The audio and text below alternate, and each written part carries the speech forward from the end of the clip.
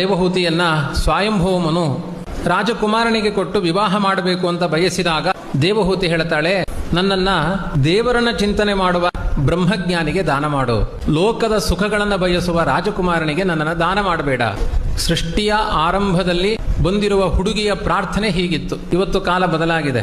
ಹೆಣ್ಮಕ್ಳು ಮೊದಲೇ ಹೇಳ್ತಾರೆ, ಆ ಜುಟ್ಟಿರುವ ಭಟ್ರಿಗೆ ನನ್ನನ್ನು ಕೊಡಬೇಡ ಅಂತ ಮೊದಲು ಹೇಳ್ತಾರೆ. ಹಿಂದಿನ ಕಾಲದ ಪದ್ಧತಿ ಹಾಗಿತ್ತು. ದೇವರು ಧರ್ಮವನ್ನ ತುಂಬಾ ಯಾರು ಪ್ರೀತಿಸ್ತಾರೋ, ಹೃದಯದಲ್ಲಿ ಭಗವಂತನನ್ನ ನೋಡುವ ಅರ್ಹತೆ ಯಾರಿಗಿದೆಯೋ ಅಂಥ ವ್ಯಕ್ತಿಗೆ ನನ್ನ ಸಮರ್ಪಣೆ ಆಗಬೇಕು ಅನ್ನುವ ಪ್ರಾರ್ಥನೆಯನ್ನು ಮಾಡ್ತಾಳೆ.